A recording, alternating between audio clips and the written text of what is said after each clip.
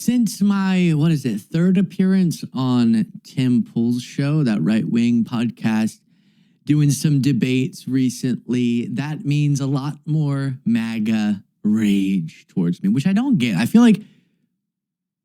like even if you disagree with everything I say, compared to a lot of people, the way that I'm attempting to say it is purposefully not needlessly provocative or trying to be rude. I'm just trying to say the stance and say it strongly.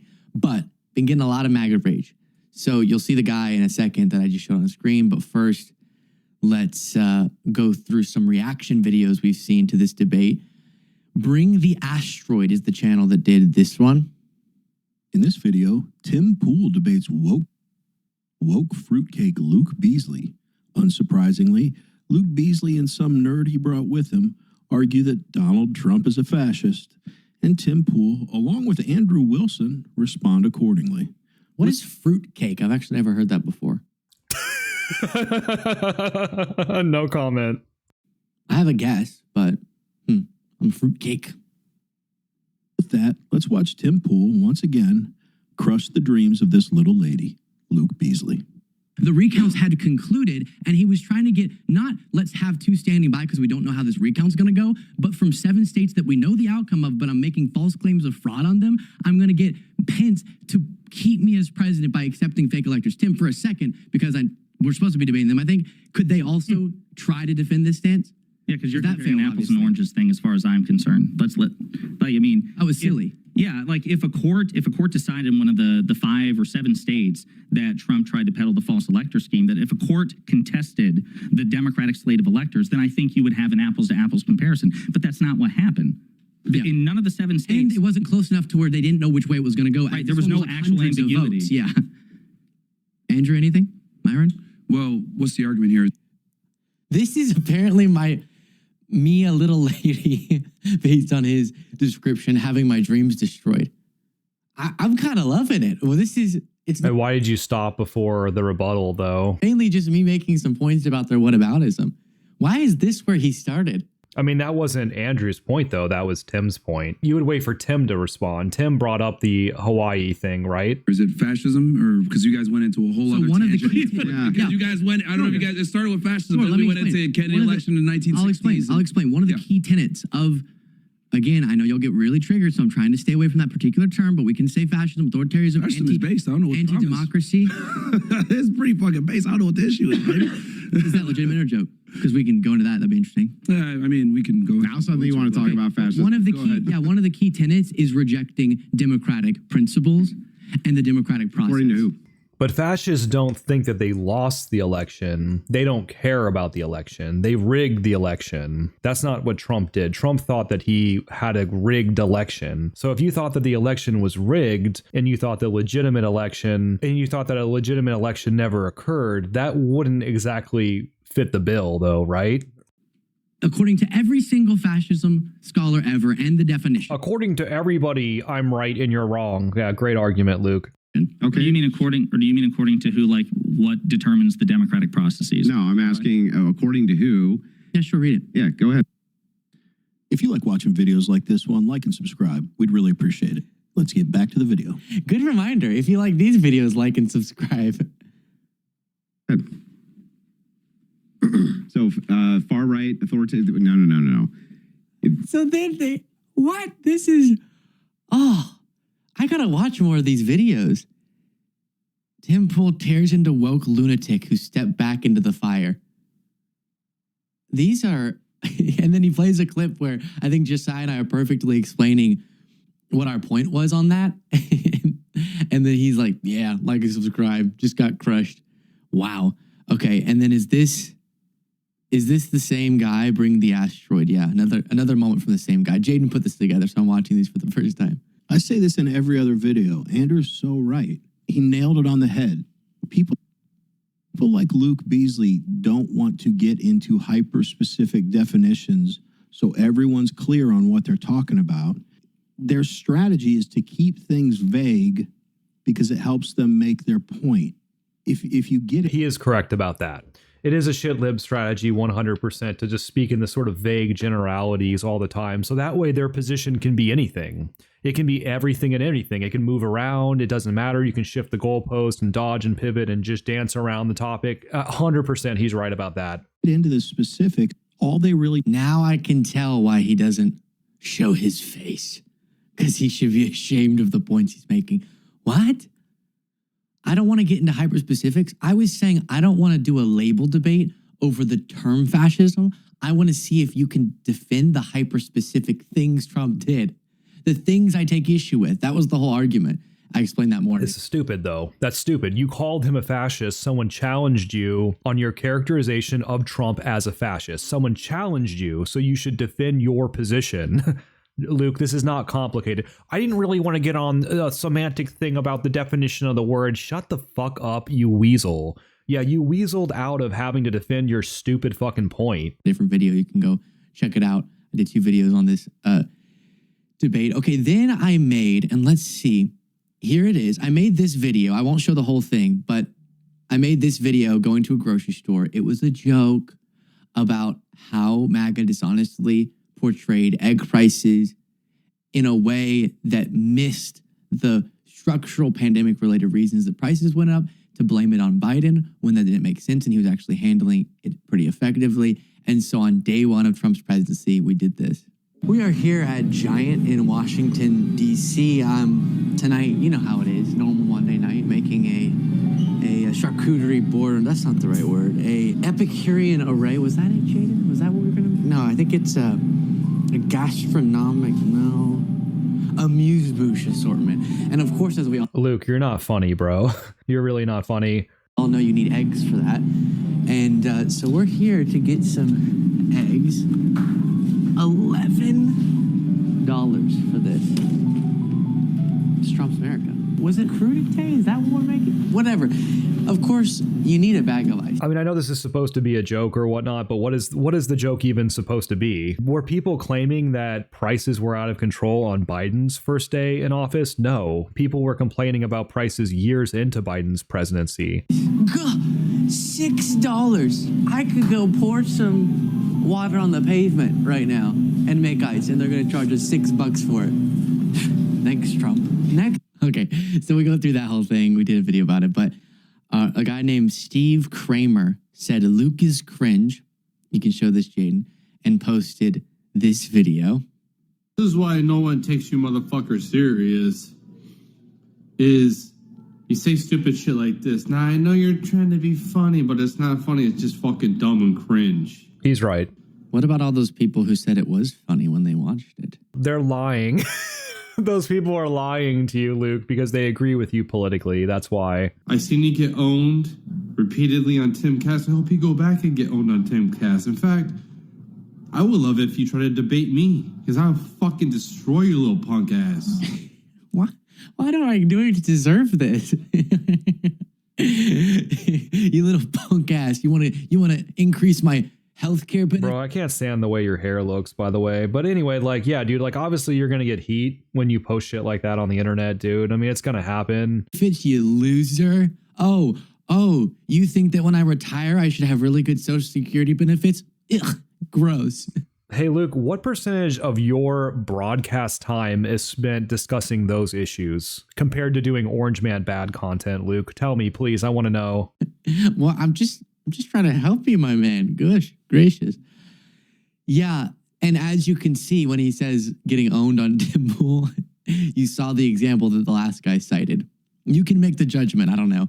Okay, then somebody else says Andrew Wilson repeatedly wrecks 2 leftists, and this guy is called Rattlesnake TV. So first and foremost, guys, I have to give a little... I'm surprised you don't know that channel, considering it has nearly 1 million subs. And you're inside the YouTube political sphere, Luke. You live in a fucking echo chamber, bro. A bit of props to young Spurgley here, because last time he was on Tim Pool, he took one of the worst L's we have ever seen. He got battered from pillar to post, and Tim was just unrelenting on him. So for him to step back into the breach after that, I mean, I think kind of... I mean, considering Tim was a fucking spurg himself. I don't really think that Luke really did all that bad. I mean, he did make dumb points, but Tim didn't really debate well either, though. So, I mean, I'm not going to sit there and say that Luke did horrible and got owned or any stupid shit like that. I don't think that was the case. Plus, Tim was way too fucking emotional. Firms my theory last time that it's the start of a career as a political journeyman where you just take batterings, but it's good for attention. It gets lots of views, but still got to respect it. And it is.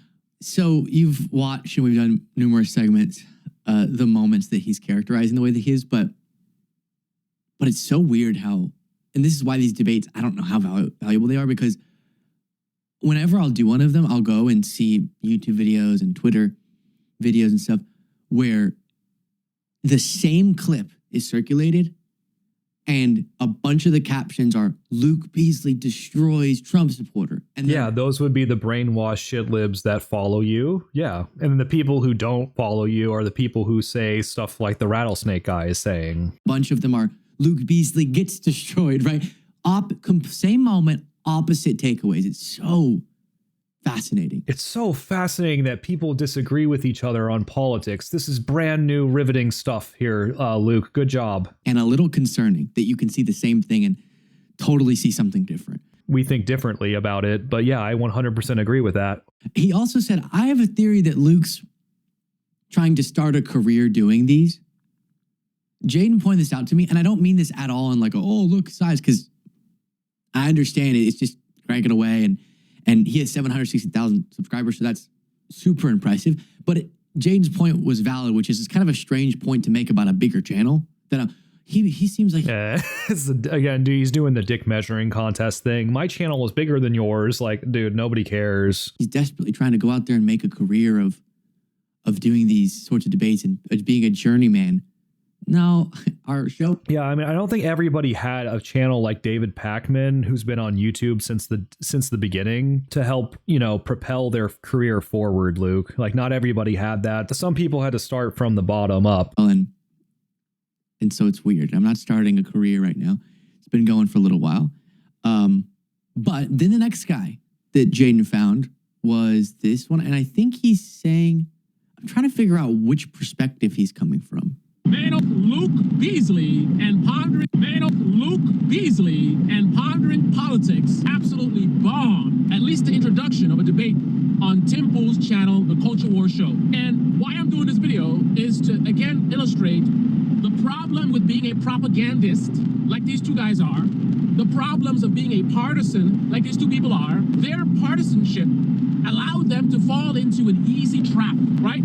They start off talking about whether Trump's a fascist. Then Tim Pool says, I don't want to do a whataboutism, but then does a whataboutism, talking about, well, if he's a fascist, then are the Democrats fascists? And from 1960, the Hawaii election, something about false documents and electors and blah. And then this is two guys. And between the two of them, they couldn't figure, bro, we're talking about whether Trump's a fascist. What the Democrats did in 1960 is not relevant. Even if what they did was fascism or they did the same thing Trump did, that has no bearing on whether Trump did it also. What is the relevance? Who the fuck cares? But because they're so attached to the Democratic Party, they can't resist. They have to defend the name of the Democrats. There's no way I'm not going to allow you to smear the Democrats and say that. So I guess he is sort of on our side in that he thinks Trump's fascist, but he thinks we handled it poorly and we're too partisan. Really weird, because it wasn't that weird, Luke. You're just too stupid to understand what he was saying. I mean, I understood what he was saying. He's saying you were on the right side. You just made bad arguments. That's how I interpreted that. I think it was pretty obvious. Not at all how it went. If the Democrats had ever done what Trump tried to do, I would acknowledge that. But it's a fair point for someone to bring up if they think past politicians that we didn't make a deal of tried to do something. And we're saying Trump is uniquely dangerous because he did the same thing. So it actually is important to properly, and we weren't arguing as Trump is fascist. We were arguing, I do think that Tim bringing up the 1960 Hawaii thing was not really like a great argument. I will agree with that part. Said, nope, we're not going to go there right now. Tim's really a shitty debater. I just do not understand what other people fucking see in that, dude. I really don't fucking get it. Because I need to see if you can defend the things he's done before we get to the label definition debate. And so it's important that we explain that what Trump tried to do is not like anything we've seen before. Because if it were, and if people were always doing fake elector scheme and we never made a deal of it, we would be hypocrites. So it's sort of a whataboutism, but I do like to explain to people, hey, Tim's distracting with that point. Let me show you why. So that they go, wow, you're right. Nothing's been tried like Trump. Maybe it is uniquely dangerous. Maybe he does pose a unique threat with the things he's willing to do and his lack of respect for democracy. So it's not about being partisan or defending Democrats. It's saying, let's get straight on the facts. And then one other clip, Tim Pool shreds woke soy boy with a brutal shutdown. If you want to make the argument that Democrats did the same thing in 1960, I will agree with you. Well, yeah, I mean, dude, it's so funny how Luke Beasley's entire demeanor has changed from the first time he went on Timcast to this time around. And let me know in the comments. You guys know I covered it on this channel. So many other people talked about that clip too. It went viral. You guys know what Luke Beasley and Tim Pool, the first round was like. It wasn't like this at all. You know, I don't know, you know, I do know why. It's because Luke Beasley, like I said, got coaching from David Pakman and these sorts of people to be more combative. And now he's kind of overcompensating for the fact that he got walked all over last time. It's actually kind of funny to watch. But at the same time, it's like, I don't know if Pakman specifically was involved, but I do think that that's correct. And he basically said that on his channel. Luke basically did say, yeah, you know, I got a lot of criticism for not being as aggressive as I could have been. So he's kind of right. I mean, you basically said it. Very obnoxious and horrible. Okay. So, by the way, the clip that he's talking about that went viral, one of them was cut off before I got to give my response, but the other one was where Tim Pool rants for like 4 minutes about January 6thers and then says that I'm lying about it. And then I bring up Enrique Tarrio, which is who he asked me about. And then he goes silent and Googles it. And then I end up being correct. So again, you see the same. You're still in denial about the fact that you did not make a good argument about the Enrique Tarrio thing, dude. Like you're still just saying the same thing. I was right because Tim Pool Googled the thing and the Wikipedia article said Tarrio was convicted. Like we know that Tarrio was convicted, dipshit. We don't agree with the ruling of the court. Like, do you understand the difference between those two things? Clip and see two wildly different things, but one of them happens to be correct. Yeah, I'm right and you're wrong. Great argument, Luke. But then he's saying I got coaching. That's actually an interesting point to bring up because no, David Pakman didn't coach me. We haven't talked about this, but I did make a conscious decision. And I actually said this publicly. So it's funny he's acting like he's exposing something to be more aggressive in this debate because the last time it's one of my flaws in this environment. I'm used to how normal people talk. So I'm just going to like soft spoken, talk to you, be kind. If you cut me off, I'm going to assume, or maybe you have something important to say. What's going on? You ask me a random question, I'm going to want to answer it. And last time, then Tim was doing a lot of the sort of what I would say dishonest things to avoid talking about the important core of the issue with numerous issues. And so in this debate, I said publicly, hey, it's a bummer because I don't like having to talk over people and go, no, answer my question and all that. It's just kind of, it seems performative. But if they're going to attempt to avoid certain points and distract from. I think that that's a bit of a cop-out. I mean, they do talk like normal people. You, on the other hand, kind of talk like you're just socially inept or something. I don't know how to describe it. Where somebody asks you a question and then you just do some question begging thing. People just called you out on being like really, really odd. Like maybe it's because you're young and a lot of Zoomers are particularly socially inept. That isn't the way a normal conversation happens. If someone asks you a question, you don't just say, you tell me. You would say, oh, I don't know that much about that, you know, or something like that. Like, or I don't really want to talk about that. I want to talk about this other thing. You wouldn't just say, hey, you tell me about the thing, you know, or someone asks you a question about something and you just immediately start talking about Donald Trump. Like, like that wasn't the question. It's like you heard an entirely different question. The core of these issues and spin themselves into random discussions that ignore what it is that I came to talk about. I'm going to have to be more aggressive. So he's correct that my tone did change. I was, I guess you could say, more passive because I was operating like normal people do. Realized, told you all after the last one, if I do this again, I'm going to have to be more aggressive. And that means, like I said, talking over and saying, no, I'm putting my foot down. We're going to talk about what I am asking you. We're not. Yeah, you mean you attempted to interject with Andrew and he shut you down and you embarrassed yourself is what happened, Luke. I mean, I wouldn't recommend doing that again. I'm going to do this. Well, what about this? Well, what about that? Well, but we're going to stick on this. So there was more of that. He finds it annoying. I wouldn't have to do that and be as aggressive if we could operate in a more intellectually honest manner, which many people in these debates don't.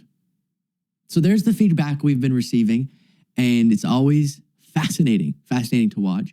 And then seeing that, of course, my audience and a lot of other audiences that are less MAGA see the same moments and go, no, this was a moment of triumph. And that disconnect is why the same events can take place, but just the lens that they're being viewed through can wildly change people's takeaways and thus the actions they take accordingly. And that's how we are as divided as we are. Bro, how brainwashed are these fucking people?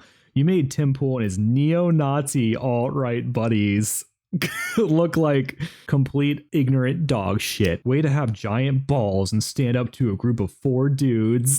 Dude, that's fucking funny. His comment section is a really fucking strong echo chamber, man. It's really bad. Someone saying fruitcake is a boomer term. I don't know if that's necessarily true. Yeah, I think it's not quite. I think younger people say fruitcake sometimes. Maybe not people Luke's age, but people who might be like middle-aged. I wouldn't say necessarily boomers, but fruitcake means loony. Oh, really? I always thought it meant gay. Yeah, like fruit. Does it really mean loony? Fruitcake means gay back in the 70s. Okay, that's what I was gonna say. It means gay. Anyway, this one was fun. I'm gonna go ahead and wrap this up.